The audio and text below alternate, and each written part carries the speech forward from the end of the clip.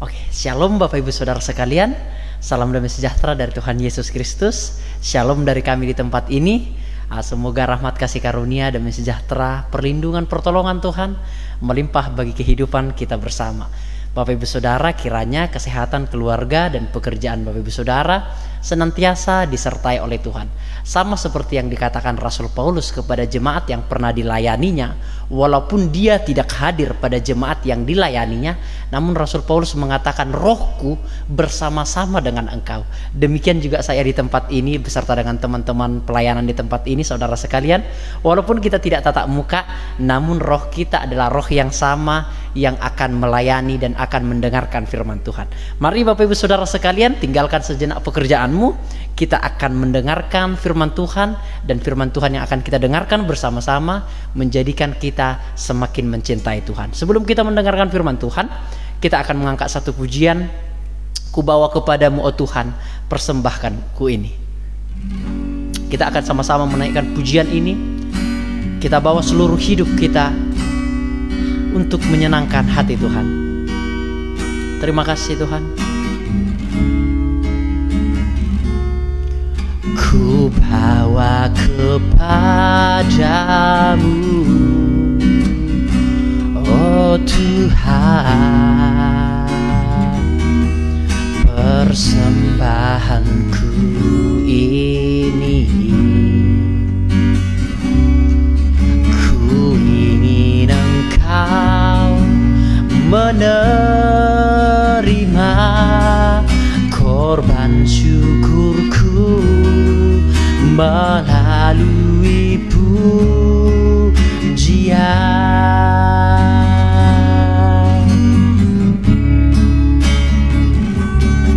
Ku bawa kepadamu,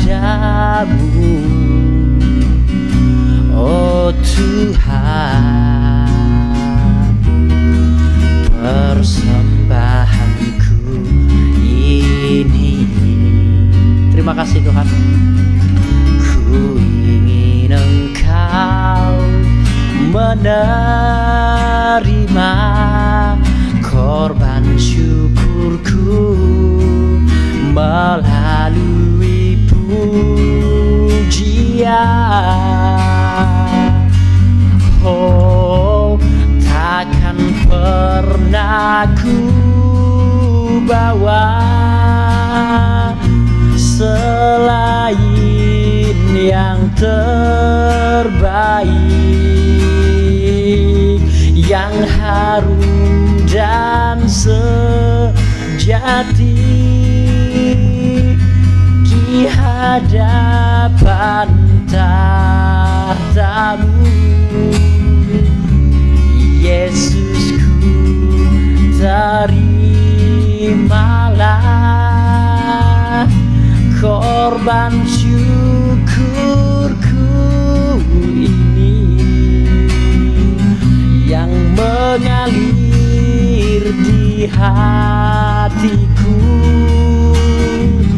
sebagai penyembahanku. Ku bawa kepadamu, oh Tuhan, persembahkanku ini. Ku bawa kepadamu, oh Tuhan, persembahanku ini. Ku ingin Engkau menerima korban syukurku melalui pujian. Takkan pernah ku bawa, takkan pernah ku bawa selain yang terbaik, yang harum dan sejati di hadapan tahtamu. Yesusku, terimalah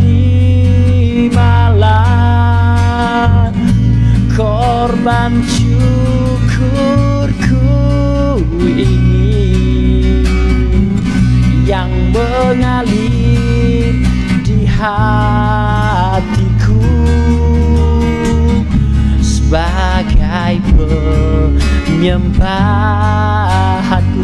Takkan pernah ku bawa, takkan pernah ku bawa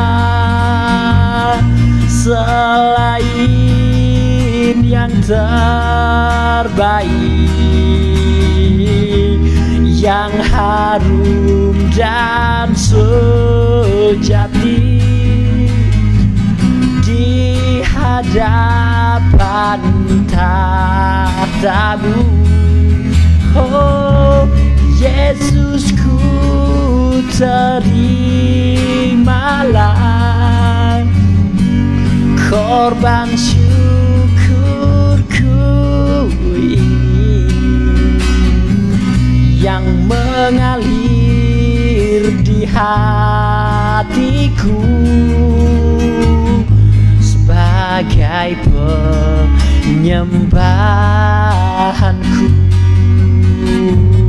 yang mengalir di hatiku sebagai penyembahanku, yang mengalir di hatiku sebagai penyembahanku. Bapa kami di surga, kami bersyukur kepadamu Tuhan, karena sampai pada sore hari ini hamba-Mu beserta dengan pelayan-pelayan Tuhan di tempat ini, beserta dengan semua sidang jemaat Tuhan GPT Lumajang dan Jatiroto, ataupun siapa yang menyaksikan ibadah live streaming ini, Tuhan masih memberikan kami kekuatan, Tuhan masih memberikan kami kesempatan untuk kami dapat beribadah. Ini semua adalah bentuk kasih Tuhan, bentuk cinta Tuhan di dalam setiap kehidupan kami. Tuhan Yesus, biarlah sidang jemaat-Mu boleh meluangkan waktu untuk beribadah, untuk mendengarkan firman-Mu, supaya kehidupan kami bukan serta-merta dalam kehidupan kami hanya memikirkan perkara-perkara yang jasmaniah, namun juga kami harus adil kepada Tuhan, kami harus jujur kepada Tuhan dengan cara kami meluangkan waktu juga untuk beribadah kepada Tuhan. Terima kasih Bapa di surga, dengan sukacita, dengan semangat kami akan memulaikan ibadah PA kami di dalam nama Yesus, penebus dan juru selamat kami yang hidup. Puji Tuhan. Amin.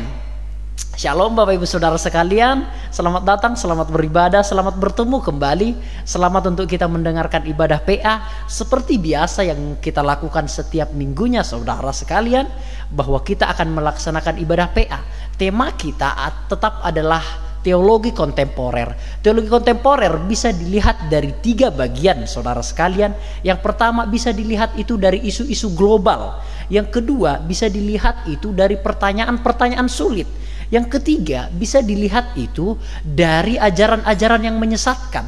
Jadi teologi kontemporer itu dipandang dari 3 sisi ini saudara sekalian. Bisa berupa pengajaran sesat, bisa berupa pertanyaan-pertanyaan sulit, namun bisa juga berupa yaitu isu-isu global. Nah hari ini kita akan membahas teologi kontemporer dari sudut isu-isu global saudara sekalian. Nah hari ini saudara, saya akan singkat saja, to the point saja.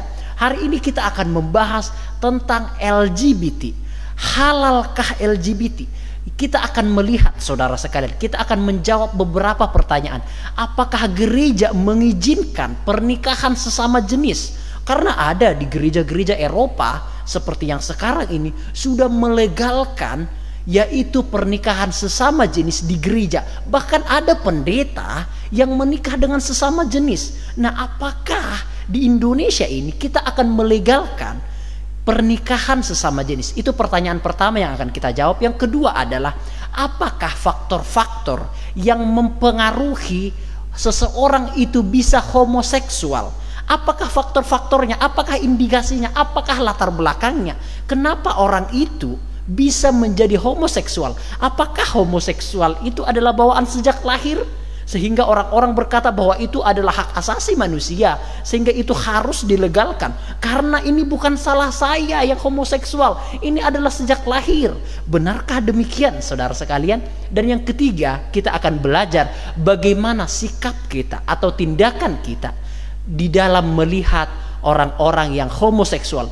Kita seyogianya tidak boleh mendiskriminasi mereka yang homoseksual atau yang lesbian, gay, transgender maupun biseksual, saudara sekalian, atau yang disingkat dengan LGBT. Apakah tindakan kita yang benar? Nanti kita akan menjawab itu secara bersama-sama. Langsung saja saudara sekalian, to the point saja, kita akan langsung masuk di dalam topik kita.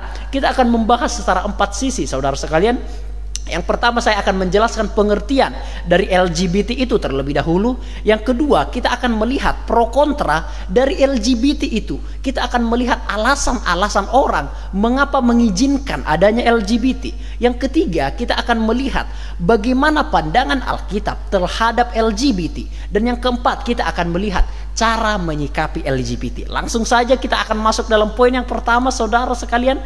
Apa itu LGBT? LGBT atau GLBT adalah akronim. Akronim itu adalah singkatan dari lesbian, gay, biseksual, transgender. Istilah LGBT ini populer sejak tahun 1990 yang menjadi julukan orang-orang yang mengalami kelainan orientasi seksual. Jadi LGBT singkatan dari lesbian, gay, biseksual, dan transgender. Saya akan menjelaskan bahwa lesbian itu adalah perempuan yang menyukai sesama perempuan. Gay adalah laki-laki yang menyukai sesama laki-laki. Biseksual adalah orang yang bisa di dua belah sisi. Dia bisa menyukai perempuan, dia bisa menyukai laki-laki. Nah, transgender adalah pribadi orang yang mengubah jenis kelamin yang telah ditentukan Tuhan sejak awal kelahirannya, saudara sekalian. Dia mungkin merasa, aku ini bukan laki-laki, aku ini perempuan, sehingga ia mengubah jenis kelaminnya menjadi seorang perempuan. Itu yang dinamakan transgender, saudara sekalian. Langsung saja saudara sekalian, pengertian LGBT ini sangat populer sejak tahun 1990.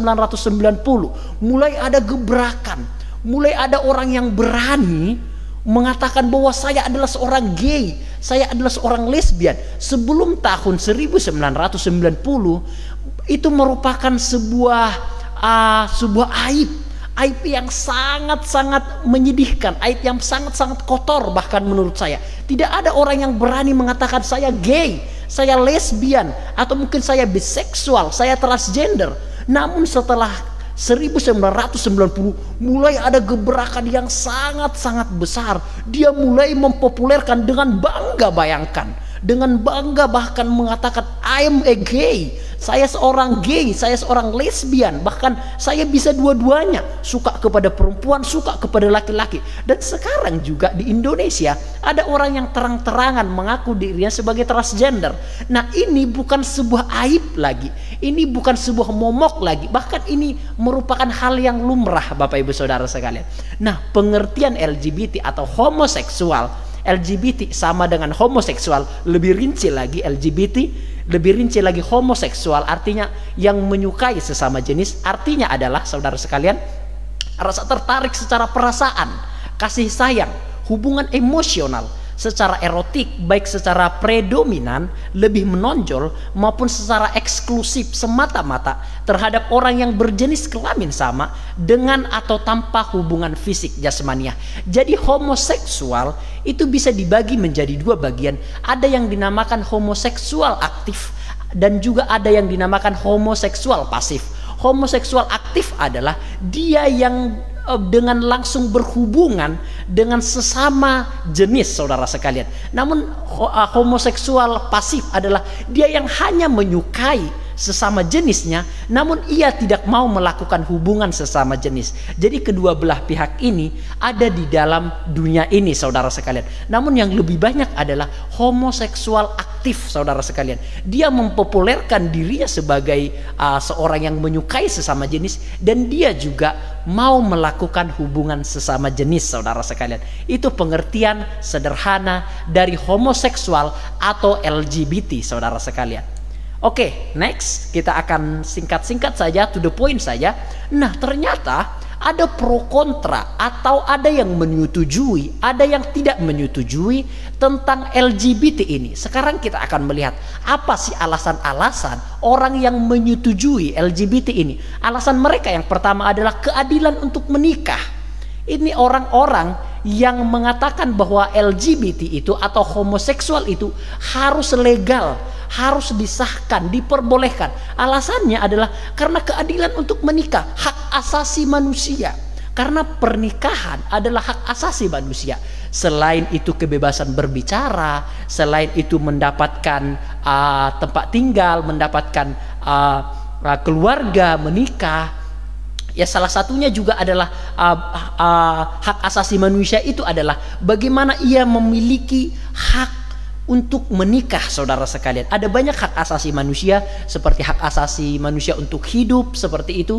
Tidak boleh ada yang boleh mengambil hidup seseorang, itu hak asasi manusia. Hak asasi manusia untuk mendapatkan pendidikan, itu hak asasi manusia. Nah, salah satunya adalah mereka membuat dalil untuk melegalkan homoseksual dengan mengatakan bahwa setiap manusia berhak untuk menikah, walaupun itu sesama jenis, karena itu merupakan hak asasi manusia. Itu merupakan dalil mereka untuk melegalkan LGBT atau homoseksual, saudara sekalian. Ada juga yang mengatakan adalah keturunan. Nah, keturunan ini yang dimaksudkan adalah memang sesama jenis tidak bisa menghasilkan keturunan, tapi yang dimaksud keturunan di sini adalah mereka nanti akan mengadopsi seorang bayi, entah mungkin itu dari panti asuhan, seperti itu. Jadi hak asasi manusia untuk menghasilkan keturunan itu juga yang menjadi alasan-alasan orang melegalkan homoseksual atau LGBT. Ada juga masalah kecerdasan anak. Ini beberapa pandangan yang sebenarnya tidak logis juga. Ada juga mungkin mengatakan karena kesehatan psikologis, seperti itu. Maksudnya adalah jikalau yang sesama jenis ini tidak disahkan, itu akan menjadi tekanan bagi mereka, itu akan menjadi pergumulan bagi mereka, sehingga jikalau disahkan mereka, itu akan membuat mereka sehat secara psikologis. Itu artinya, saudara sekalian, jadi oleh sebab itu boleh LGBT bro, boleh LGBT Pak Pendeta, boleh homoseksual, boleh menikah dengan sesama jenis, karena itu akan membuat kesehatan secara psikologis. Itu alasan-alasan mereka. Dan juga ada beberapa orang yang mengatakan pro atau setuju dengan alasan agama, saudara sekalian. Nah, ini pun saya tidak temukan di beberapa ajaran seperti itu.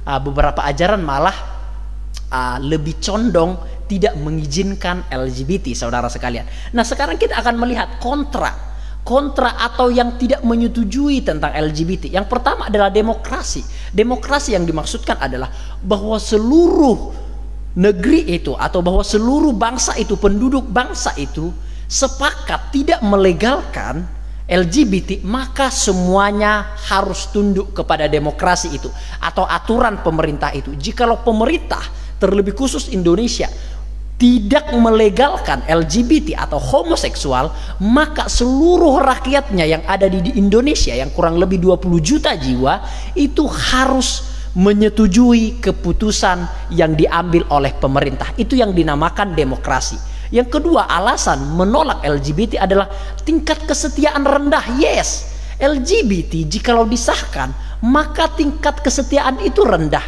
Saya pernah membaca sebuah artikel bahwa ternyata orang yang menyukai sesama jenis adalah dia yang memiliki cemburu yang berlebihan. Bahkan jikalau pasangannya itu selingkuh, dia berani membunuh pasangannya. Nah, itu adalah sebuah dilematik di dalam diri seseorang yang menyukai sesama jenis, sehingga tingkat kesetiaan itu rendah, saudara sekalian. Dia ingin mencoba di pasangan yang lainnya, dia ingin mencoba laki-laki yang lainnya. Contoh, jikalau ia gay, dia akan mencoba perempuan lainnya, jikalau ia lesbian, seperti itu. Sehingga tingkat kesetiaan itu memang sangat-sangat rendah. Itu alasan orang menolak LGBT. Yang ketiga adalah tingkat kelenggangan rendah, sama saja menimbulkan penyakit. Nah, ini juga menimbulkan penyakit secara medis. Memang orang yang menyukai atau berhubungan dengan sesama jenis itu akan menimbulkan efek-efek penyakit yang mungkin tidak ada obatnya, saudara sekalian. Dan lingkungan buruk tumbuh kembang anak, sehingga membuat lingkungan sekitar kita ini, jikalau melegalkan tentang LGBT, semua masyarakat ini, anak-anaknya itu akan tumbuh dengan kembang anak yang buruk, saudara sekalian. Nah, itulah alasan pro dan kontra tentang LGBT atau homoseksual, saudara sekalian. Sudah lihat alasan-alasannya ya. Terus di mana kita, bro? Di manakah posisi kita? Apakah kita pro melegalkan homoseksual atau kita menolak homoseksual? Sabar, saudara sekalian, kita akan bahas secara pelan-pelan. Next. Oke, nah kita akan memulaikan dengan sebuah latar belakang masalah. Yang pertama, latar belakang masalahnya adalah homoseksual ada di dalam gereja. Bahkan ada pendeta gay asal Malaysia namanya Ngeo Bon Lin menikah dengan pacar sesama jenisnya, seorang produser musik asal kota New York, Amerika Serikat, bernama Phineas Neubron pada tahun 2011, saudara sekalian. Seorang pendeta menikah dengan sesama jenis loh, saudara sekalian. Bisa lihat di artikelnya Bapak Ibu Saudara sekalian, bisa di googling di internet, bisa melihat ternyata ada seorang pendeta di Malaysia yang menikah dengan sesama jenis, sehingga orang-orang akan berkata, bro, iku wae lo pendeta iku lo menikah sesama jenis, kok kami yang bukan pendeta nggak iso menikah sesama jenis, ya opo sih? Nah, melalui latar belakang ini, saudara sekalian, membeludaklah, pecahlah, atau terbakarlah semua orang-orang yang homoseksual. Dia mulai berani mempopulerkan dirinya, mulai membuat sebuah gebrakan, mulai demonstrasi di mana-mana untuk melegalkan homoseksual. Karena di dalam gereja aja, bahkan pendetanya itu ada yang homoseksual, saudara sekalian. Nah, ini sebuah latar belakang masalah, ini sebuah dilematik. Bagaimana kita nanti menyikapinya, saudara sekalian?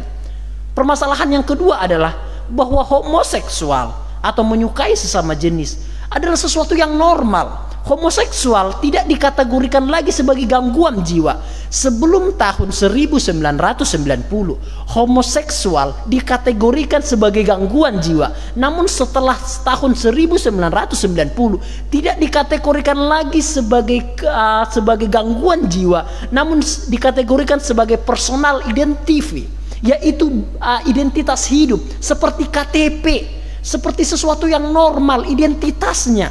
Apa identitasmu? Laki-laki.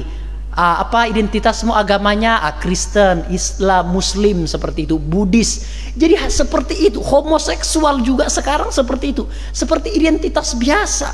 Setelah tahun 1990, saudara sekalian, sama seperti usia, jenis kelamin, warna kulit, dan lain sebagainya. Sejak saat itu ada perubahan cara pandang terhadap homoseksual sebagai sesuatu yang sebelumnya adalah gangguan mental atau gangguan jiwa, sehingga butuh ditangani menjadi sesuatu yang natural atau normal, misal seperti orang tangan kidal. Nah, saudara sekalian, mulai ada perubahan pemikiran. Yang dahulunya itu gangguan jiwa sebagai momok, sebagai aib, sekarang enggak lagi. Hanya seperti warna kulit, hitam, atau jenis kelamin, atau seperti orang yang memakai tangan kidal, seperti itu. Sesuatu yang normal sekali sekarang. Makanya banyak sekali di negara-negara Eropa itu berdemonstrasi. Saya pernah melihat sebuah video, bahkan itu puluhan ribu LGBT itu demonstrasi kepada pemerintah untuk melegalkan LGBT. Dan bahkan saudara sekalian, di negara Amerika sendiri itu sudah melegalkan LGBT. Artikel yang saya baca yang terkemudian, saya melihat 17 negara sudah melegalkan LGBT. Boleh kawin, boleh menikah sesama jenis, boleh biseksual, boleh juga transgender. Sudah dilegalkan di 17 negara yang ada di dunia ini, saudara sekalian. Ini bukan sesuatu yang biasa lagi bagi orang-orang sekarang ini. Sudah berani mempopulerkannya, saudara sekalian. Apakah benar demikian? Bagaimana cara menyikapi kita? Dilanjut Bapak Ibu Saudara sekalian. Ini masih di latar belakang masalah legalitas pernikahan sesama jenis. Jadi sudah legal pernikahan sesama jenis. Per 1 Januari 2015 tercatat ada 17 negara yang undang-undangnya telah melegalkan perkawinan sesama jenis. Termasuk salah satunya adalah Amerika Serikat sudah melegalkan pernikahan sesama jenis. Jikalau saya tidak salah, boleh dikoreksi, Hong Kong juga adalah salah satu yang melegalkan pernikahan sesama jenis. Dan juga beberapa negara di bagian Eropa juga banyak telah melegalkan pernikahan sesama jenis. Padahal hingga tahun 1950 tidak ada satupun negara yang melegalkan perkawinan ini. Tapi dunia berubah sangat cepat. Kelompok pendukung kebebasan semakin besar. Kelompok yang tidak peduli, I don't care, semakin banyak. Sistem demokrasi mempercepat legalitas perkawinan sesama jenis sah atas nama kebebasan. Jadi pada tahun 1950 tidak ada satu negara pun yang melegalkan pernikahan sesama jenis, saudara sekalian. Hanya berselang waktu 60 berapa tahun ini, 70 tahun kurang lebih, hanya selang waktu 70 tahun, saudara sekalian, sudah ada 17 negara yang melegalkan perkawinan sesama jenis. Ini sesuatu gebrakan yang luar biasa loh, saudara sekalian. Hanya kurang lebih 70 tahun 17 negara melegalkannya, saudara sekalian. Kita akan melanjutkannya, saudara. Pendukung pernikahan sesama jenis semakin banyak. Ada pendeta-pendeta yang mendukung pernikahan sesama jenis, saudara. Bahkan ada pendeta yang dipecat dari jabatannya karena ia tidak melegalkan pernikahan sesama jenis. Jadi seorang pendeta itu seolah-olah terpaksa untuk melegalkan pernikahan sesama jenis, apalagi di sebuah negara yang sudah melegalkan pernikahan sesama jenis. Pendeta itu tidak memiliki satu hak lagi, pendeta itu tidak memiliki satu keputusan lagi. Dia harus pasrah terhadap keputusan pemerintah yang harus melegalkan pernikahan sesama jenis, saudara sekalian. Gereja-gereja besar di USA, Eropa, Australia, dan lain-lain setelah melegalkan pernikahan sesama jenis dan memperbolehkan di gereja mereka, di gereja mereka diperbolehkan menikah dan diberkati sesama jenis, saudara sekalian. Presiden Barack Obama, Bill Clinton itu juga melegalkan pernikahan sesama jenis. Apakah kita juga harus menerima hal ini, saudara? Ini yang menjadi pertanyaan. Apakah kita harus menerima hal ini? Kita sudah melihat begitu banyak latar belakang yang tadi, saudara. Apakah kita menerima hal ini, terlebih khusus di Indonesia?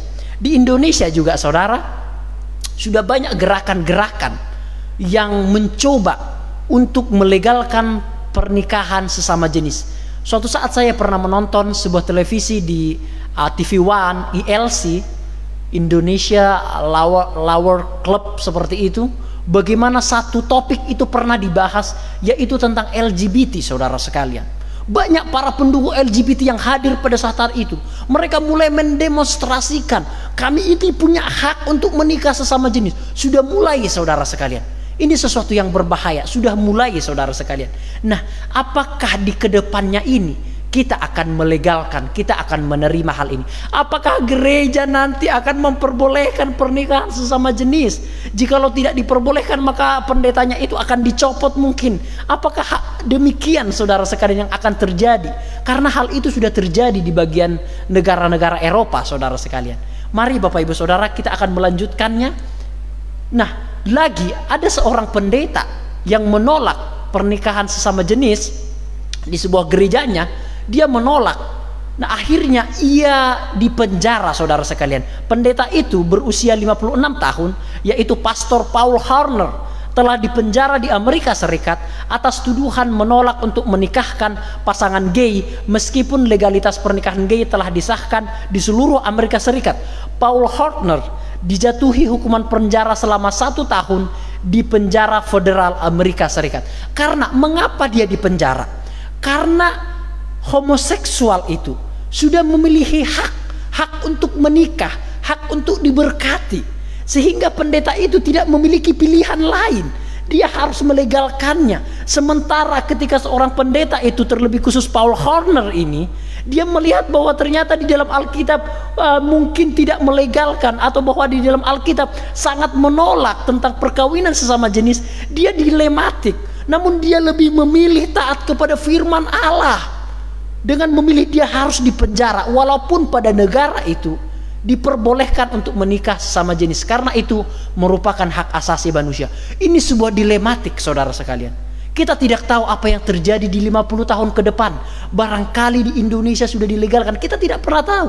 Barangkali pendeta-pendeta nanti, hamba-hamba Tuhan, dipaksa untuk melegalkan, untuk memberkati pernikahan sesama jenis, laki-laki dengan laki-laki, perempuan dengan perempuan, saudara sekalian. Tidak ada pilihan lain, mungkin pendeta akan dipenjara, akan dipecat dari jabatannya dengan alasan hak asasi manusia, bahwa semua manusia berhak untuk menikah. Nah, saudara sekalian, inilah dilematik yang kita alami, saudara. Nah, sekarang kita akan melihat, saudara sekalian, ada juga para penentang agama. Orang-orang ateis adalah orang-orang yang tidak mempercayai akan keberadaan Allah. Mereka mulai menghina gereja, mereka mulai menghina Tuhan, mereka mulai menghina agama, saudara sekalian, dengan mengatakan bahwa ternyata di dalam gereja itu, di dalam agama itu ada banyak sekali kemunafikan. Karena kaum rohaniawan dan agama sebetulnya tak lebih dari sebuah kemunafikan. Karena apa? Karena pendetanya aja itu menikah dengan sesama laki-laki. Jadi orang-orang ateis itu berkata, gereja itu munafik, semua yang ada dalam gereja itu enggak beres, semua ada yang dalam gereja itu. Semua itu terkumpul orang-orang yang munafik, katanya nggak bisa menikah dengan sesama jenis. Pendetanya menikah dengan sesama jenis yang ada di Malaysia itu, saudara sekalian. Nah, orang-orang ateis, mereka bersuka cita, mereka seolah-olah menang, mereka mengolok-olok gereja, mereka mengolok-olok iman Kristen, mereka mengolok-olok Tuhan, saudara sekalian, dengan mengatakan bahwa di dalam gereja itu atau di kalangan agama itu banyak sekali terjadi kemunafikan. Sekarang kita akan masuk di dalam poin yang kedua, saudara sekalian. Kita tadi sudah melihat banyak sekali latar belakang masalahnya. Ada memang hak asasi manusia, ada pendeta yang memang menikah dengan sesama jenis, ada memang yang sudah dilegalkan di negara-negara bagian Eropa, ada 17 negara yang melegalkannya. Itu adalah hak asasi manusia. Jikalau tidak melakukan hal itu, maka pendetanya akan dipenjara. Inilah latar belakang masalahnya, saudara sekalian. Sekarang kita masuk dalam poin yang kedua, saudara. Homoseksual ada di sekitar kita, saudara. Menurut perkiraan para ahli dan badan PBB, dengan memperhitungkan jumlah laki-laki, jumlah homoseksual di Indonesia terlebih khusus pada tahun 2011 diperkirakan lebih dari 3 juta orang. Bayangkan, dari kurang lebih 20 juta negara, ada 20 juta penduduk Republik Indonesia, 3 juta itu adalah orang yang homoseksual, menyukai sesama jenis. Bayangkan, saudara, itu yang teridentifikasi, belum yang tidak teridentifikasi, saudara sekalian. Padahal pada tahun 2009 angkanya masih 800.000 orang. Diperkirakan pada tahun-tahun berikutnya, maksudnya tahun-tahun sekarang 2011 ke atas, jumlahnya makin besar. Ini yang masih teridentifikasi, saudara. Ada kira-kira 3 juta orang yang belum teridentifikasi, kita nggak tahu, saudara sekalian. Barangkali sampai 5 juta orang. Nah, ini merupakan masalah yang sangat besar loh, saudara. Apalagi di dalam iman Kristen. Ini masalah yang sangat besar. Iman Kristen bisa dijatuhkan melalui 2 bagian, yaitu dari luar dan dari dalam. Dari luar itu adalah bagaimana gereja itu dimusnahkan, orang-orang itu dianiaya, dipenggal kepalanya, itu dari luar. Namun yang dari dalam adalah bagaimana gereja itu dipengaruhi ajaran-ajaran sesat, dipengaruhi ajaran-ajaran sumbang, tidak konsisten lagi terhadap Alkitab. Nah, kedua belah pihak ini bisa menghancurkan gereja, dan yang lebih besar pengaruhnya menghancurkan gereja adalah pengajaran-pengajaran sesat, termasuk orang-orang, termasuk pendeta yang melegalkan pernikahan sesama jenis. Itu menghancurkan iman Kristen, itu menghancurkan iman percaya kita, saudara sekalian. Mayoritas tidak kelihatan tertutup dan nampak normal, bahkan punya profesi yang terhormat. Dosen, guru, lawyer, tukang potong rambut, dan lain-lain, saudara sekalian. Itu adalah mereka-mereka. Mereka kelihatannya tertutup, namun mereka sebenarnya adalah seorang homoseksual.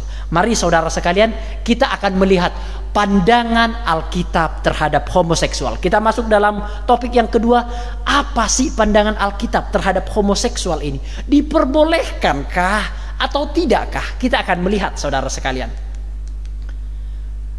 Manusia harus dipandang dari dicipta sebagai laki-laki dan perempuan. Ini jelas pandangan Alkitab. Bible say bahwa manusia diciptakan oleh Tuhan sebagai laki-laki dan perempuan. Tidak ada yang neuter. Tidak ada yang setengah laki-laki setengah perempuan, atau setengah perempuan setengah laki-laki. Tuhan jelas menciptakan laki-laki dan perempuan. Manusia diciptakan segambar dengan Allah sebagai laki-laki dan perempuan. Jelas itu tertulis dalam Kejadian pasal yang pertama ayat yang ke-28. Marilah kita menjadikan manusia menurut gambar dan rupa kita. Marilah kita menciptakan manusia supaya mereka memelihara binatang-binatang di laut, binatang-binatang di darat, binatang-binatang di langit, dan seterusnya. Maka Allah menciptakan mereka laki-laki dan perempuan, diciptakannya mereka. Jelas bahwa Allah menciptakan manusia sebagai laki-laki dan perempuan. Ini tahap awalnya. Supaya kita nanti masuk ke tahap yang selanjutnya, kita harus sepakat dulu bahwa Tuhan menciptakan laki-laki dan perempuan. Tidak ada setengah laki-laki, tidak ada setengah perempuan. Kita harus sepakat dulu di sini. Ini sebagai dasar untuk kita masuk dalam poin selanjutnya, saudara. Segambar dengan Allah itu bukan dua laki-laki atau dua perempuan, bukan gay, bukan lesbi. Ini jelas, saudara. Tujuannya untuk beranak cucu dan bertambah banyak. Ini adalah desain Allah sejak awal sebelum manusia jatuh dalam dosa. Saudara, non sewu saudara, saya bukan orang yang anti, atau saya bukan orang yang memandang rendah orang yang homoseksual. Enggak, saudara, kita tidak boleh memandang rendah mereka. Saya juga bukan orang yang menghakimi orang yang homoseksual. Tidak boleh. Itu dosa besar, saudara sekalian. Kita tidak boleh menghina, memandang rendah mereka pun kita tidak boleh. Mengucilkan mereka pun kita tidak boleh. Mengasingkan mereka kita tidak boleh, saudara sekalian. Itu tidak dilegalkan dalam iman Kristen. Kita menerima mereka. Kita tidak boleh mengasingkan mereka. Kita menerima mereka. Kita bergaul dengan mereka. Kita merangkul mereka, saudara sekalian. Tidak boleh memandang rendah mereka. Termasuk saya pribadi. Saya tidak memandang rendah, tidak mengucilkan, tidak mengatakan bahwa mereka itu harus dijauhi dan lain sebagainya. Iman Kristen tidak boleh. Di dalam gereja pun, gereja tidak boleh menolak orang-orang yang datang beribadah jikalau ia adalah seorang homoseksual yang menyukai sesama jenis. Gereja harus membuka diri. Gereja harus membuka lebar-lebar tangannya. Baik itu seorang homoseksual, baik itu seorang lesbian, gay, transgender, biseksual. Gereja tidak boleh menolak mereka. Gereja harus membuka tangannya lebar-lebar. Saya pernah mengatakan, saudara, bahwa gereja bukan tempat orang-orang yang suci, bukan tempat orang-orang yang baik. Gereja tempat orang-orang yang bobrok, yang ingin diperbaiki, saudara sekalian. Kita harus berangkat dari persepsi ini. Kita tidak boleh mengatakan orang yang merokok tidak boleh ke gereja, orang yang lesbi, gay, homoseksual tidak boleh ke gereja. Tidak boleh, saudara sekalian. Gereja menerima siapapun, serusak apapun manusia. Gereja harus menerima. Karena apa? Karena Tuhan pun menerima manusia serusak apapun. Tidak ada yang layak melayani Tuhan, saudara sekalian. Satu orang pun tidak. Semua kita bersalah dalam banyak hal. Kita semua adalah orang-orang yang jahat, yang ingin diperbaiki, diperbaharui menjadi lebih baik. Nah, itu kita berangkat dari sana, saudara sekalian. Jadi, saudara sekalian, desain Allah sejak awal sebelum manusia jatuh dalam dosa memang adalah laki-laki dan perempuan. Saya sebagai seorang hamba Tuhan, saya harus jujur terhadap Alkitab yang saya pelajari. Tidak boleh saya mengatakan ada setengah laki-laki, ada setengah perempuan. Saya harus jujur mengatakan, jelas dalam Kejadian pasal yang pertama ayat yang ke-28 dan seterusnya, Allah mendesain manusia laki-laki dan perempuan. Adam sebagai laki-laki, Hawa sebagai perempuan. Tuhan tidak menciptakan Adam dengan Adam, Tuhan tidak menciptakan Hawa dengan Hawa, namun Tuhan menciptakan Adam dengan Hawa, saudara sekalian. Ini desain awal manusia diciptakan oleh Tuhan, saudara sekalian. Oke, kita fix, saudara ya. Kita berangkat dari sana bahwa manusia diciptakan hanya dua jenis kelamin, laki-laki dan perempuan. Oke, kita pelan-pelan, saudara. Alkitab dan seksual. Kita masuk di lebih dalam lagi. Kejadian pasal yang pertama ayat yang ke-27 dikatakan, malah Allah menciptakan manusia itu menurut gambarnya. Menurut gambar Allah diciptakannya dia, laki-laki dan perempuan diciptakannya mereka. Jelas Allah memberkati mereka, lalu Allah berfirman kepada mereka, beranak cuculah dan bertambah banyak, penuhilah bumi dan taklukkanlah itu, berkuasalah atas ikan-ikan di laut dan burung-burung di udara, dan atas segala binatang yang merayap di bumi. Jadi mengapa pasangan laki-laki harus perempuan? Karena salah satunya karena mereka memang diciptakan sepadan. Yang kedua adalah karena kedua pribadi ini bisa menghasilkan keturunan. Itu yang lebih penting, saudara sekalian. Makanya dikatakan di sini beranak cuculah dan bertambah banyak. Sebelum kita mengatakan boleh atau tidak, apakah saudara sekalian, apakah sesama jenis itu bisa menghasilkan keturunan? Tidak bisa, saudara sekalian. Kita akan menjawab secara sendiri-sendiri, saudara sekalian. Apakah gereja memperbolehkan pernikahan sesama jenis? Saya akan bertanya, apakah sesama jenis itu bisa menghasilkan keturunan, bisa beranak cucu dan bertambah banyak? Di dalam ilmu medis jelas, sperma bertemu dengan sel telur itu yang akan menghasilkan keturunan. Sel telur dengan sel telur itu tidak bisa menghasilkan keturunan. Sperma dengan sperma itu tidak bisa menghasilkan keturunan. Itu jelas secara medis, saudara. Sehingga jelas bahwa sesama jenis tidak bisa beranak cucu dan bertambah banyak. Mungkin ada orang yang beranggapan saya bisa mengadopsi dari anak-anak dari panti asuhan. Yes, bisa mengadopsi.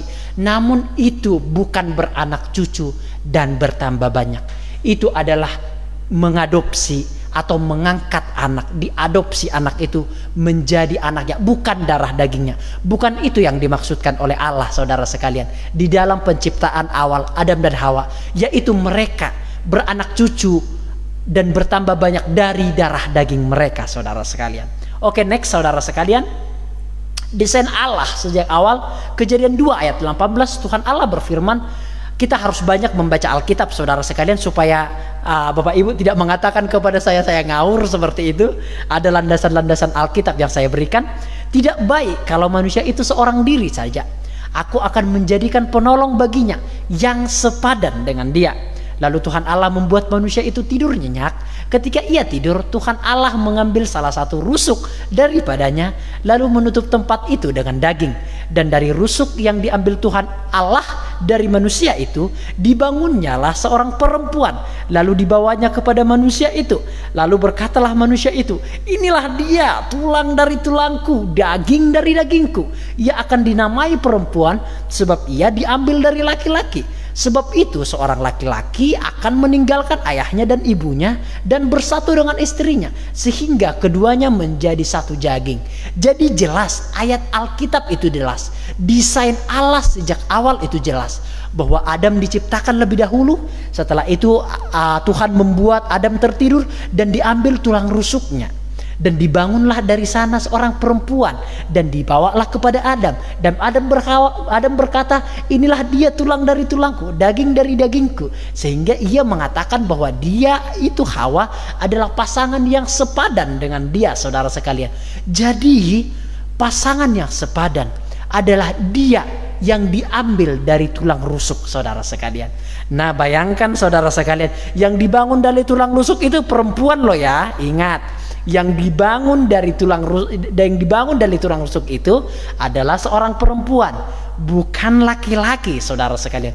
Jadi jelas, saudara sekalian, seperti yang saya katakan, kita tidak menyingkirkan mereka, tidak memandang sebelah mata mereka, tidak. Namun kita harus tegas terhadap Alkitab. Tuhan mengambil tulang rusuk Adam dan dibangun seorang perempuan, bukan dibangun seorang laki-laki. Itu berarti yang diinginkan oleh Tuhan adalah pasangan yang sepadan, dia yang adalah laki-laki dengan perempuan, saudara sekalian. Perempuan tidak boleh menikah dengan perempuan. Mengapa demikian? Karena tidak ada tulang rusuk menikah dengan tulang rusuk, saudara sekalian. Tidak ada, saudara sekalian. Artinya adalah bagian dari dalam diri Adam itu yang harus menikah, yang adalah tulang rusuk dari seorang laki-laki, itu yang akan menikah, saudara sekalian. Bagian dari diri Adam dan bagian dari diri laki-laki adalah perempuan. bukan laki-laki, saudara sekalian. Bagian dari diri perempuan adalah laki-laki, bagian dari diri laki-laki adalah perempuan. Itulah yang dinamakan satu daging. Itulah yang dinamakan pasangan yang sepadan, saudara sekalian. Alkitab jelas, yang dibangun dari tulang rusuk adalah perempuan, bukan laki-laki. Sehingga gereja tidak boleh melegalkan pernikahan sesama jenis. Itu jelas tercatat di dalam Alkitab, saudara sekalian. Bukan kami, bukan gereja itu tidak memberikan hak kepada mereka, bukan kami itu merasa diri sok suci, bukan, saudara sekalian. Gereja menerima mereka, monggo datang ke gereja.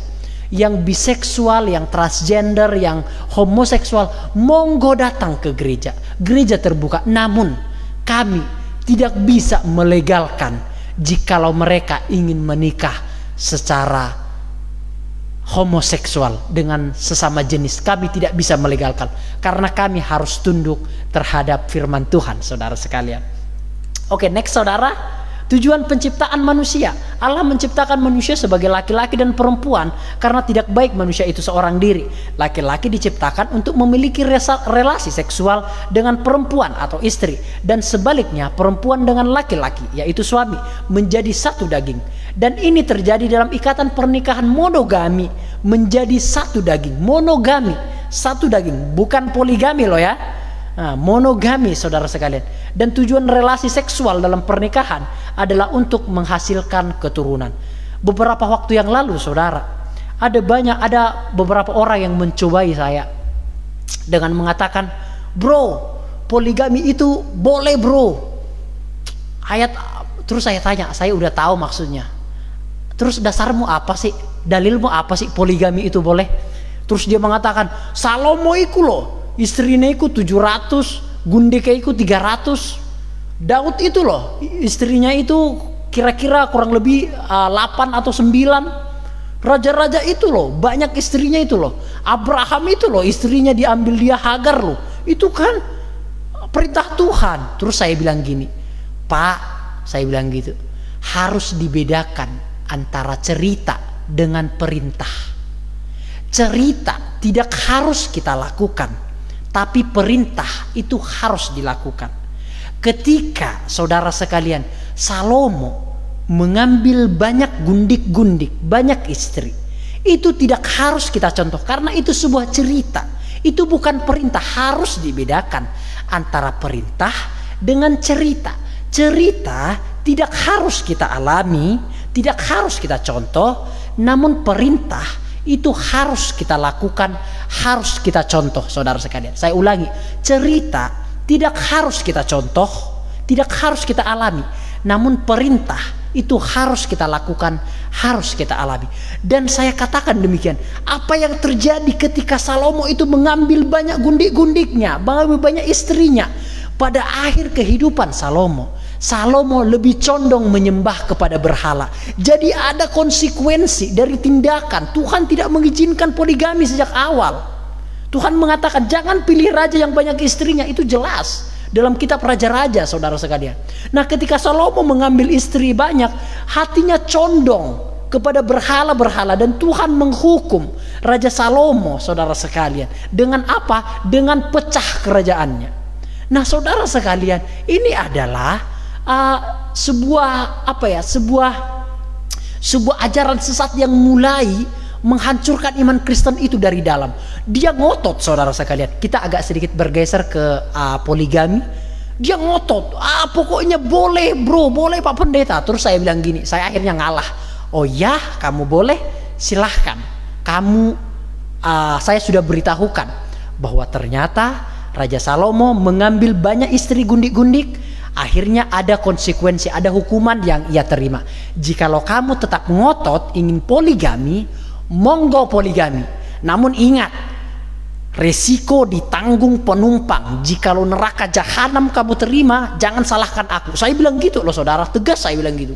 Jikalau neraka jahanam nanti menjadi bagianmu, jangan salahkan aku loh ya, karena aku sudah memberitahukan hal yang baik kepadamu. Saya katakan demikian, saudara sekalian.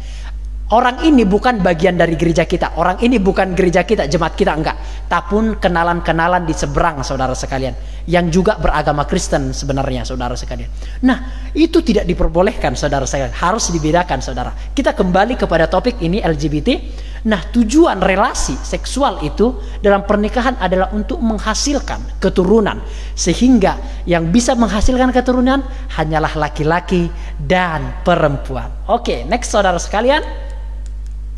Aturan kekudusan di dalam Imamat pasal yang ke-18 ayat yang ke-22 jelas loh, jelas. Ada ayat Alkitabnya. Selain desain Allah sejak awal menciptakan laki-laki dan perempuan sebagai pasangan yang sepadan, yang kedua adalah ada kekudusan, ada aturan kekudusan di dalam kehidupan manusia. Di dalam Imamat 18 ayat ke-22 jelas dikatakan, janganlah engkau tidur dengan laki-laki secara orang bersetubuh dengan perempuan, karena itu suatu kekejian. Maksudnya adalah, jikalau memang laki-laki itu sudah bersetubuh dengan perempuan, jangan engkau bersetubuh dengan laki-laki itu. Nah, artinya jangan menikah atau berhubungan dengan sesama laki-laki. Demikian juga dengan perempuan, saudara sekalian. Janganlah engkau berkelamin dengan binatang apapun sehingga engkau menjadi najis dengan binatang itu. Seorang perempuan janganlah berdiri di depan seekor binatang untuk berkelamin, karena itu suatu perbuatan keji. Nah, ini jelas, saudara sekalian. Baik itu laki-laki dengan laki-laki, perempuan dengan perempuan, baik itu manusia dengan binatang, binatang dengan manusia, itu tidak diperbolehkan menikah atau menjalin hubungan, saudara sekalian. Laki-laki dengan laki-laki tidak diperbolehkan untuk menikah, perempuan dengan perempuan tidak bolehkan untuk menikah atau berhubungan. Demikian juga manusia dengan binatang, demikian juga binatang dengan manusia, itu tidak diperbolehkan. Saya pernah membaca sebuah artikel, ada manusia itu yang menikah dengan boneka. Ini memang sedikit ngawur, saudara sekalian. Namun itulah manusia sekarang, sepertinya semakin lebih aneh. Dia menikah dengan boneka, saudara sekalian, dan patung-patung dan lain sebagainya. Jadi jelas ya, saudara ya, saya tidak mengada-ngada. Desain Tuhan sejak awal memang menciptakan laki-laki dan perempuan. Itu dalil saya, memang dilegalkan yang bisa menghasilkan keturunan adalah laki-laki dan perempuan. Dalil saya yang kedua adalah di dalam Alkitab jelas mengatakan melarang seorang laki-laki tidur dengan laki-laki dan perempuan tidur dengan perempuan. Nah, next, saudara sekalian, sama dengan penyembahan berhala. Ini pokoknya pernikahan atau hubungan laki-laki dan perempuan, laki-laki dengan laki-laki, perempuan dengan perempuan, itu sama halnya dengan penyembahan berhala. Ketika orang mengkampanyekan, sekarang kita masuk di dalam permasalahannya, saudara. Yes, Alkitab memang tidak mengizinkan pernikahan sesama jenis. Namun gereja membuka diri, menerima mereka untuk hadir di dalam gereja. Tidak boleh mengucilkan mereka. Sekarang kita masuk ke dalam permasalahannya. Ketika orang mengkampanyekan pernikahan sesama jenis berdasarkan HAM, hak asasi manusia, maka itu tidak lebih dari pemberhalaan manusia. HAM harus tunduk di bawah firman Allah. Jadi saudara sekalian, memang pernikahan adalah hak asasi manusia. Yes, adalah hak asasi manusia. Namun harus diingat, pernikahan itu juga ada dalil-dalilnya, ada prosedur-prosedurnya. Hak asasi menikah yes, namun hak asasi menikah dengan lawan jenis harus dikelirkan dulu. HAM harus tunduk di bawah firman Tuhan. Bukan gereja, bukan para pendeta itu tidak menghargai hak asasi manusia. No, bukan. Pendeta atau hamba Tuhan itu menghargai hak asasi manusia. Kami menghargai. Namun hak asasi manusia, yaitu pernikahan, itu ada prosedurnya. Hak asasi manusia tentang pernikahan itu adalah laki-laki dengan perempuan, perempuan dengan laki-laki, saudara. Dan HAM harus tunduk di bawah firman Tuhan, saudara sekalian. Itu adalah dalil untuk menolak pernikahan sesama jenis. Oke, sekarang bagian-bagian yang terakhir, saudara. Ini bagian-bagian yang terakhir. Apa sih faktor-faktor yang berkontribusi terhadap homoseksual? Benarkah bahwa homoseksual itu atau menyukai sesama jenis itu ada sejak lahir, sehingga orang berkata, kami tidak tahu apa-apa, Kami tidak tahu apa-apa. Ini memang sudah sejak lahir saya sudah menyukai sesama jenis. Sudah sejak lahir saya sudah menyukai sesama perempuan, sesama laki-laki. Kami tidak bisa melawan ini. Ini takdir Allah. Ini takdir Allah. Ini takdir Tuhan. Itu dalil mereka, saudara sekalian. Bisa dilihat di YouTube, banyak sekali orang yang berdalil demikian. Karena apa? Karena mereka mengatakan bahwa homoseksual itu adalah sejak lahir. Benarkah demikian, saudara sekalian? Ternyata tidak, saudara. Saya akan mendahului. Saya pernah berbicara, berdialog, tukar pikiran dengan seorang dokter waktu kuliah di Surabaya. Saya lupa detailnya, namun kami pernah berdialog tentang hal itu dengan seorang dokter. Hanya 0,1%, hanya 0,1% homoseksual itu ada sejak lahir, saudara sekalian. Saya ulangi, hanya 0,1% atau 1%, saya lupa, saudara sekalian, boleh dikoreksi. Hanya 0,1% atau 1% homoseksual itu ada sejak lahir, saudara sekalian. Dan 40-50%-nya adalah dari pergaulan. Saya ulangi, saudara sekalian, katakanlah 1%. 1% itu adalah sejak lahir, katakanlah demikian. 50% itu adalah dari pergaulan. Dan 40%, saudara sekalian, dari traumatik, dari trauma. Dan 9% lagi, saudara sekalian, dari pengajaran atau perbuatan atau tindakan dari orang tua yang salah. Saya ulangi, saudara sekalian, homoseksual kontribusinya, mengapa orang homoseksual, 50% itu karena pergaulan, 40% karena ia memiliki traumatik dengan lawan jenisnya. Yang 9% itu adalah ajaran yang salah dari orang tuanya. Dan 1%, katakanlah demikian, itu dari bawaan sejak lahir, saudara sekalian. Jadi kontribusi homoseksual itu lebih banyak karena lingkungan, saudara sekalian. Nah, lingkungan yang dimaksud juga bisa dimaksudkan adalah pelecehan seksual sejak dini. Saya pernah mendengarkan sebuah video yang bersaksi, dia orang homoseksual, gay. Dia mengaku mengapa ia menyukai sesama laki-laki. Tahu, saudara sekalian, alasannya apa? Karena ayahnya itu menyakiti dia. Seorang laki-laki itu disiksa dianya, disiksa laki-laki ini, padahal anaknya loh, dipukul, dipasung, dicambuk, dipukul, dilukai, sehingga apa? Timbul akar pahit di dalam diri seorang anak ini, yang laki-laki ini, sehingga ia memiliki komitmen, memiliki satu tujuan dalam hidupnya. Saya harus menghancurkan laki-laki dengan cara saya mengawini laki-laki, merusak semua laki-laki. Itu jelas pengakuannya. Jadi Bapak Ibu saudara sekalian, traumatik itu 40% berpengaruh loh, saudara. Pelecehan seksual sejak dini itu berpengaruh. Ada juga kesaksian dari seorang perempuan. Mengapa menyukai seorang perempuan? Karena dia disiksa oleh ayahnya, dipukuli oleh ayahnya, ditendang oleh ayahnya, sehingga ia takut sekali melihat laki-laki. Ketika aku menikah nanti, aduh, jangan-jangan nanti aku disiksa seperti ayahku menyiksa aku sejak waktu kecil. Enggak wis, saya melihat perempuan lebih kalem, lebih soul, lebih mencintai, lebih kalem, lebih deep seperti itu. Saya akhirnya lebih cocok kepada perempuan. Ingat saudara, traumatik itu 40% itu berpengaruh terhadap homoseksual. Makanya saudara, ini terlebih khusus kepada seorang ayah. Jangan berperilaku kasar berlebihan kepada seorang anak, karena itu dapat menimbulkan traumatik yang berlebihan. Nah saudara sekalian, saya juga harus menginformasikan saudara sekalian bahwasanya ajaran-ajaran dari orang tua itu juga berpengaruh di dalam homoseksual. Contoh saudara sekalian, contoh, ada seorang juga yang bersaksi. Saya melihatnya di YouTube. Semua yang saya katakan ini ada dalilnya, saudara. Saya melihat contoh, ada seorang laki-laki yang sejak kecil itu dipakaikan pakaian perempuan, dikasih boneka, dipakaikan pakaian perempuan, disuruh bergaul dengan perempuan-perempuan. Akhirnya dia tumbuh besar dengan perempuan-perempuan.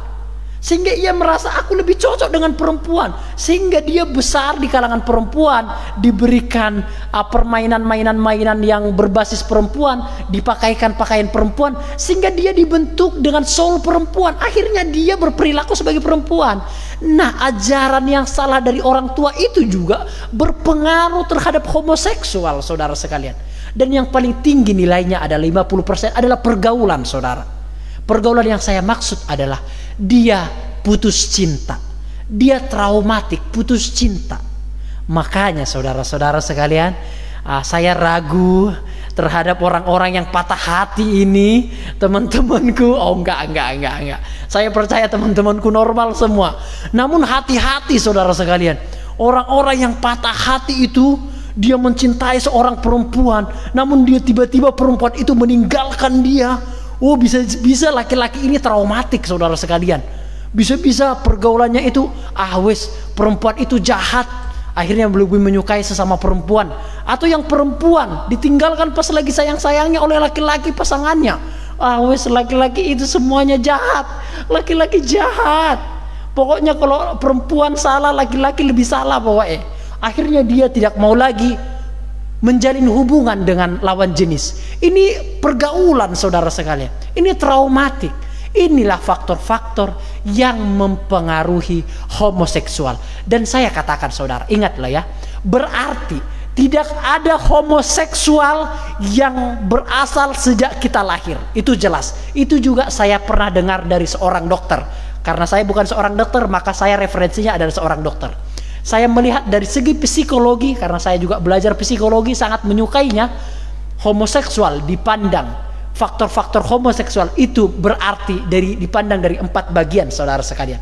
Yang pertama, traumatik dari orang tua, pelecehan seksual itu traumatik, saudara sekalian. Yang kedua adalah pergaulan. Orang-orang dia bergaul dengan orang-orang yang memang sesama homoseksual, bergabung dengan homoseksual, akhirnya ia tertarik, saudara sekalian.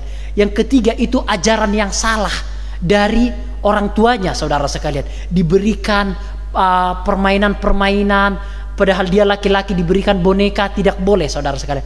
Dan yang keempat adalah putus cinta, saudara sekalian. Itu bisa membuat seseorang itu beralih dari yang dahulunya dia normal, namun dia lebih memilih homoseksual. Dan hanya 0,1% itu homoseksual berasal dari sejak lahir. Dan saya bahkan mengatakan tidak ada homoseksual itu menyukai sesama jenis dari sejak kelahiran. Jadi jelas, saudara ya, alasan-alasan orang-orang yang mengatakan ini adalah kami sejak lahir tidak bisa dibenarkan. Jelas itu karena traumatik, karena pergaulan yang salah, karena ajaran yang salah, karena putus cinta, karena di pelecehan seksual. Itulah faktor-faktor yang mempengaruhi homoseksual, saudara sekalian. Bagian yang terakhir, 2 slide terakhir, saudara sekalian, cara menyikapi LGBT. Seperti yang saya katakan sejak awal, kita tidak boleh memandang rendah mereka. Bapak Ibu Saudara, jangan menghina mereka, jangan memandang hina mereka, jangan mengatakan bahwa dosa mereka itu dosa yang sangat besar. Yes, biarlah dosa itu Tuhan yang menilai. Kita tidak boleh, saudara sekalian. Kita menghargai mereka. Mari tidak menolak mereka. Kita juga tidak boleh menolak mereka. Mari kita tidak mengasingkan mereka. Mari kita membuka tangan untuk memeluk mereka, saudara. Jikalau ada mungkin itu mau datang ke gereja, monggo datang ke gereja. Saya pernah melayani orang-orang yang demikian, saudara sekalian. Di Mojokerto, saya pernah melayani orang-orang yang LGBT, lesbian, gay, transgender, dan biseksual. Saya pernah melayaninya, saudara sekalian. Dan mereka sangat antusias, saudara. Sebenarnya jauh di dalam diri mereka ini, saudara sekalian, ada kemauan untuk berubah. Hanya saja mereka sudah candu sekali, seperti rokok barangkali, seperti narkoba barangkali. Namun jauh di dalam lubuk hati mereka ada kemauan untuk berubah. Mari, saudara, jangan mengasingkan mereka, jangan menghina mereka, jangan memandang rendah mereka. Namun sebaliknya, kita harus menerima mereka dan memberikan pengajaran-pengajaran, nasihat-nasihat cinta kasih kepada mereka, saudara sekalian. Slide terakhir bagi kita, LGBT menurut Alkitab. Alkitab mengatakan dengan jelas bahwa Allah merancangkan agar hubungan seksual dilakukan hanya di antara pria dan wanita. Alkitab mengutuk percabulan, juga mencangkup perilaku seksual ataupun heteroseksual. Artinya adalah tidak boleh menikah dengan sesama jenis, baik itu laki-laki dan perempuan. Demikian Bapak Ibu Saudara, penjabaran firman Tuhan pada saat hari ini. Tuhan Yesus memberkati kita semua. Kita akan naikkan satu pujian sebagai kesimpulannya di bagian yang terakhir. Saudara, kita sudah melihat begitu sangat dalam. Apa yang saya sampaikan adalah intisari atau kesimpulan atau poin-poin besar dari LGBT. Sebenarnya jikalau ini diadakan seminar, saudara, ini butuh 1 minggu. 1 minggu butuh untuk menyelesaikan hal ini. Namun saya meringkasnya menjadi 1 jam, saudara sekalian. Itu merupakan pergumulan yang sangat luar biasa. Namun puji Tuhan kita bisa melakukannya, dan semuanya untuk kepujian kemuliaan nama Tuhan. Sebagai kesimpulan dari firman Tuhan yang kita dengarkan hari ini, jelas saudara sekalian, pernikahan sesama jenis itu tidak diperbolehkan. Bukan kami menolak hak asasi manusia, no.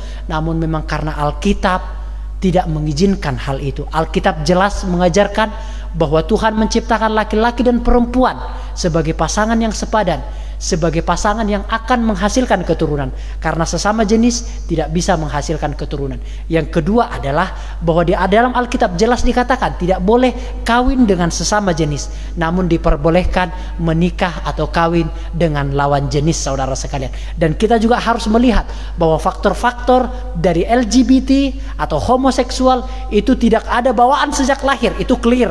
Namun adalah karena traumatik, karena pengajaran yang salah dari orang tua, karena juga pergaulan yang salah, karena juga perilaku pelecehan seksual, dan karena juga traumatik yang dialami oleh pribadi orang-orang tersebut, saudara sekalian. Kita tidak boleh menghina, meninggalkan, mengasingkan mereka, namun kita harus membiarkan mereka datang kepada gereja dan menerima mereka sebagaimana keluarga kita. Namun yang terakhir, seorang pendeta tidak bisa menikahkan mereka, karena itu bertolak belakang dengan firman Tuhan. Hak asasi manusia harus tunduk terhadap firman Tuhan. Amin. Demikian firman Tuhan. Kita naikkan satu pujian. Pujian yang tadi, monggo. Kubawa kepadamu, oh Tuhan, persembahanmu ini.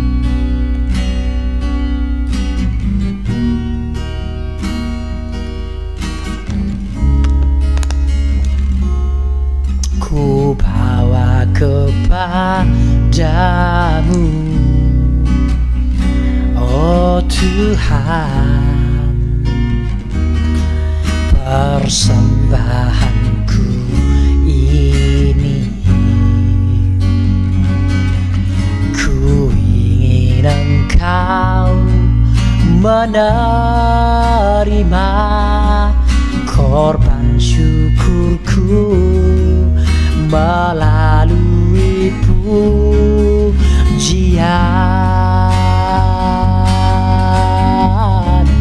Takkan pernah ku bawa selain yang terbaik,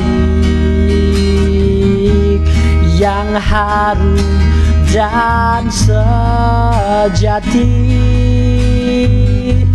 di hadapan tatamu. Yesusku, terimalah korban syukurku ini, yang mengalir di hatiku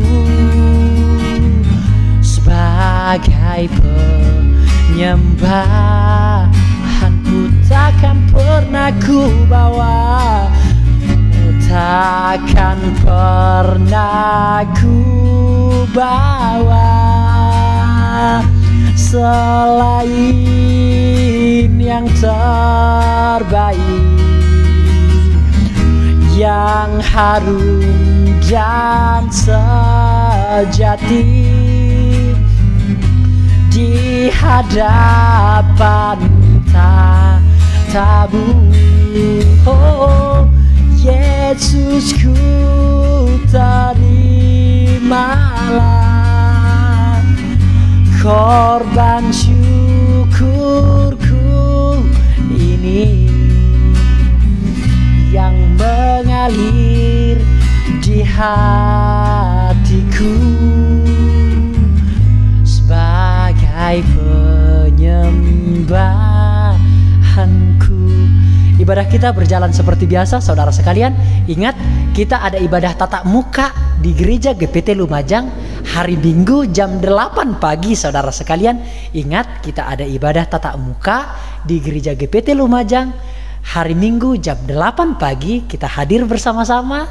Namun ibadah PA masih kita akan selenggarakan secara live streaming seperti hari ini. Jikalau keadaannya semakin lebih baik, kita nanti juga akan melakukan ibadah PA dengan tatap muka, saudara sekalian. Bagi Bapak Ibu yang mau dijemput, monggo langsung saja menghubungi saya pribadi. Saya siap menjemput Bapak Ibu saudara sekalian. Semuanya untuk kepujian kemuliaan nama Tuhan. Mari kita akan akhiri ibadah kita. Terima kasih Tuhan, kami sudah menyelesaikan ibadah kami. Biarlah semuanya untuk kepujian kemuliaan nama Tuhan. Berdoa bagi sidang jemaat Tuhan, kiranya Tuhan memberkati mereka dalam kesehatan, keluarga, pekerjaan, anak cucu mereka. Kiranya Tuhan memberkati, menyertai mereka yang ada dalam pergumulan yang sangat berat. Tuhanlah yang memberikan kekuatan, Tuhanlah yang memberikan jalan keluar. Terima kasih Tuhan Yesus, berkat yang daripada Allah Bapa, cinta kasih sayang dari Tuhan Yesus Kristus, persekutuan Roh Kudus menyertai kami sekalian baik hari ini sampai selama-lamanya. Tuhan Yesus datang kembali. Puji Tuhan. Amin. Shalom dari kami di tempat ini. Tuhan Yesus memberkati kita. Jaga selalu kesehatan. Shalom.